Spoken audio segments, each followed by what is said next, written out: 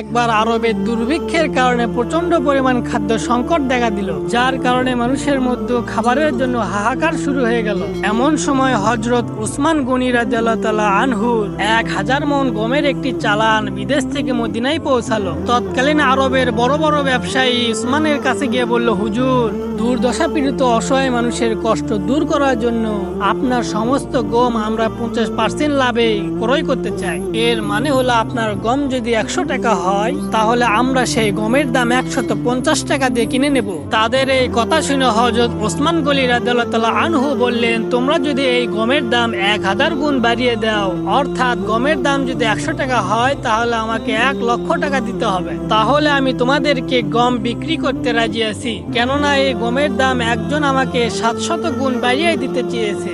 আমার গমের দাম যদি 100 টাকা হয়, তাহলে সে আমাকে 70,000 টাকা দেবে। ওসমানের এই কথা শুনে ব্যবসায়ীরা বলল, সর্বনাশ, এত বেশি পরিমাণ লাভ দিয়ে কি আপনার থেকে এত গম নিতে চেয়েছে? হযরত ওসমান রাদিয়াল্লাহু তাআলা আনহু বললেন, তাহলে শোনো, আমি এই সমস্ত গম আল্লাহর রাস্তায় দান করে দেব। পবিত্র আল কোরআনের 266 নম্বর আয়াতে আল্লাহ তাআলা ওয়াদা করেছেন, যে ব্যক্তি আমার রাস্তায় কোনো জিনিস দান করবে, আমি তার সেই দানের সওয়াবকে 700 গুণ বাড়িয়ে দেব।